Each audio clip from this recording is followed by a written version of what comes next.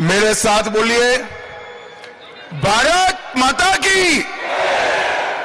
क्यों भाई, संभाजी नगर वालों की आवाज को क्या हो गया है? 400 पार का बहुमत लाना है या नहीं लाना है? जोर से बोलो, लाना है या नहीं लाना है? मोदी जी को तीसरी बार प्रधानमंत्री बनाना है या नहीं बनाना है? तो ऐसी आवाज नहीं चलेगी। संभाजी नगर से मजलिस को उखाड़ कर फेंकने का संकल्प लीजिए। दोनों हाथ उठाइए।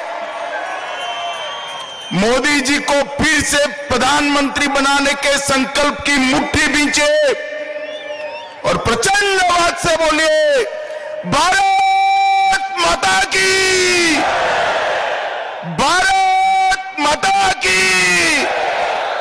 जय जय जय जय जय शिवाजी, जय जय जय जय जय भवानी। मेरे साथ बोलिए, धर्मवीर छत्रपति संभाजी महाराज की।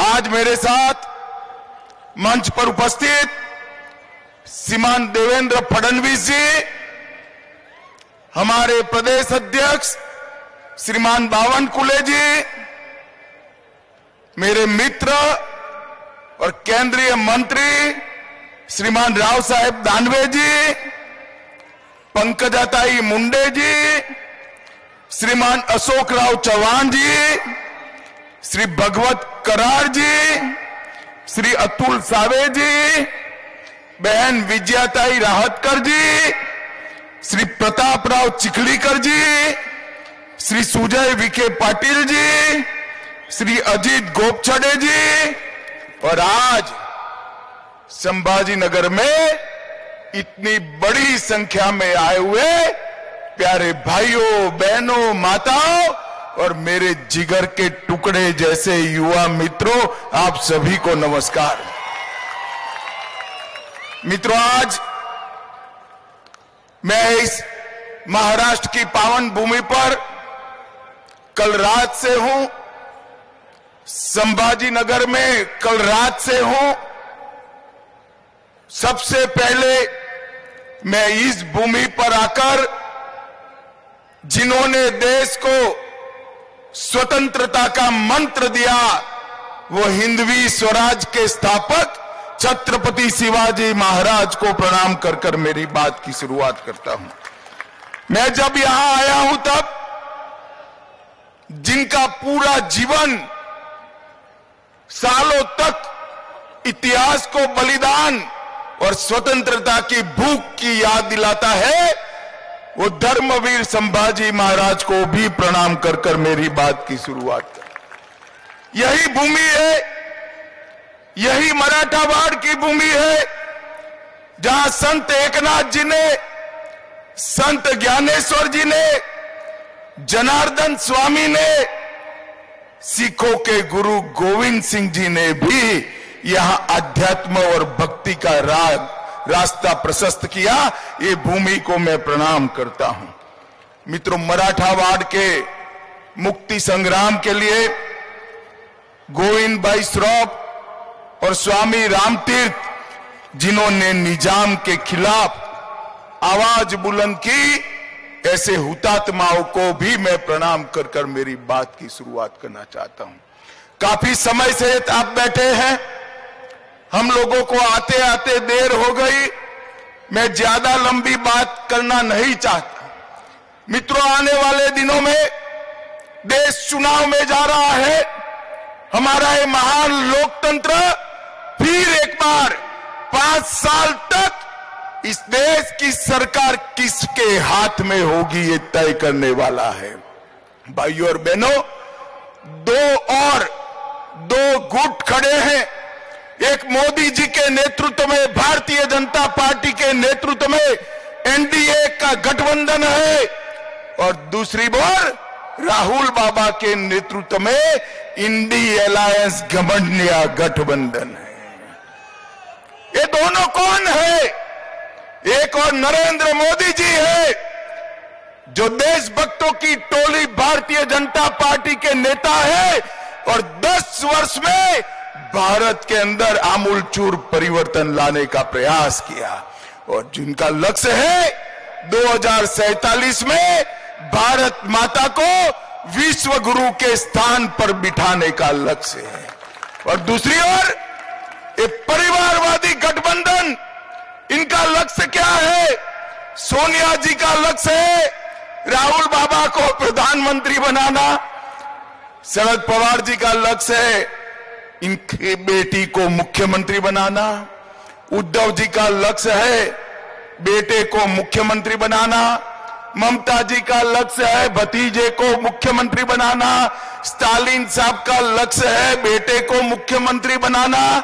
मुझे बताओ संभाजी नगर वालों, जो बेटे बेटी दामाद और भतीजों के लिए काम करते हैं वो आपका भला कर सकते हैं क्या? जोर से बोलिए, कर सकते हैं क्या? भारत का भला कर सकते हैं क्या? भारत को सुरक्षित कर सकते हैं क्या? विकसित भारत बना सकते हैं क्या? ये सारा काम केवल और केवल नरेंद्र मोदी के नेतृत्व में भारतीय जनता पार्टी कर सकती है। ये महाराष्ट्र की जनता ने 2 बार हम आए, 14 में आए, 19 में आए, आपके सामने हमने झोली फैलाया, दोनों बार 50% वोट दिया और 41 से ज्यादा सीटें देने का काम महाराष्ट्र की जनता ने किया। मैं महाराष्ट्र की जनता का हृदय से बहुत बहुत धन्यवाद करना चाहता हूं। परंतु मित्रों, आज मैं संभाजी नगर आया हूं। संभाजी नगर ने एक कसक छोड़ दी थी। देश के पहले गृह मंत्री लौह पुरुष भारत रत्न सरदार पटेल ने ये मराठा वाड़ को निजाम के कुशासन से मुक्त किया था और मजलिस को यहां से हटाने का काम किया था। हमारी छोटी सी गलती, छोटी सी आलस, और आज फिर से मजलिस बैठी है। संभाजी नगर वालों को ये कबूल है क्या? जरा जोर से बोलिए, आप सहमत हो क्या? आज इस सभा से संकल्प कर कर जाइए, सरदार पटेल ने जो आजादी के बाद निजाम से मुक्ति दिलाई थी, ये नए निजामों को आप फिर से एक बार घर में बिठाकर उनकी जगह बताने का काम करेंगे। भाई और बहनों, इस बार 40-41 नहीं चलेगा, इस बार 45 से ज्यादा सीटें मोदी जी की झोली में डालने का काम महाराष्ट्र की जनता ने किया। हमने 10 साल तक काम किया है, हमारे पास 10 साल का ट्रैक रिकॉर्ड है और हमारे पास 25 साल का रोड मैप भी है। ये 10 साल में मैं सिर्फ महाराष्ट्र की बात करने आया हूं। भाई और बहनों, आज इस मंच से मैं शरद पवार जी को और उद्धव ठाकरे जी को पूछना चाहता हूं, इंडी अलायंस का आप नेतृत्व कर रहे हो। 2004 से 14 सोनिया मनमोहन की सरकार थी, महाराष्ट्र को क्या दिया? 1,91,000 करोड़ रुपया। कितना? 1,91,000 का। जरा जोर से बोलो, कितना? मोदी जी ने 14 से 23 9 साल में 1,91,000 करोड़ की जगह उससे 4 गुना 7,15,890 करोड़ रुपया देने का काम।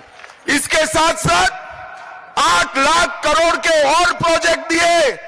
10 साल में 16 लाख करोड़ रुपया महाराष्ट्र के विकास के लिए नरेंद्र मोदी जी ने भेजे। शरद राव, जरा हिम्मत हो तो हिसाब किताब लेकर आ जाना। हमारा युवा मोर्चे का कार्यकर्ता शिवाजी महाराज के पुतले पर सार्वजनिक चर्चा के लिए तैयार है। आपने क्या किया है महाराष्ट्र के लिए? और भाइयों और बहनों, इतना ही नहीं, लगभग 1,20,00,000 लोगों को आजादी के 75 साल के बाद महाराष्ट्र में पीने